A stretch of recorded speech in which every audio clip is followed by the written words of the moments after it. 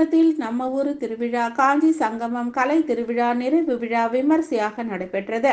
காஞ்சிபுரம் மாவட்ட ஆட்சியர் அலுவலக வளாகத்தில் உள்ள அண்ணா அரங்க மைதானத்தில் தமிழர்களின் பாரம்பரிய கலைகளை ஊக்குவிக்கும் வகையில் கலை பண்பாட்டுத்துறையின் சார்பில் நடைபெற்ற நம்ம ஊரு திருவிழா காஞ்சிபுரம் சங்கமம் கலை திருவிழா நிகழ்ச்சியின் நிறைவு விழா நடைபெற்றது.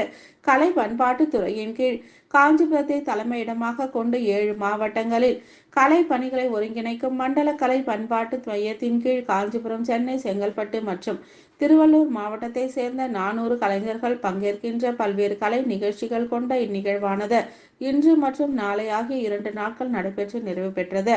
இதில் பல்வேறு கலைஞர்களின் கிராமிய கலைகளான தப்பாட்டம், கரகாட்டம், ஒயிலாட்டம், மயிலாட்டம், பம்பை, உடுக்கை, பரதநாட்டியம், குரல் இசை, கானா உள்ளிட்டவைகள் அரங்கேற்றப்பட்டதை மக்களோடு மக்களாக அமர்ந்து வியப்புடன் கண்டு களித்தார்.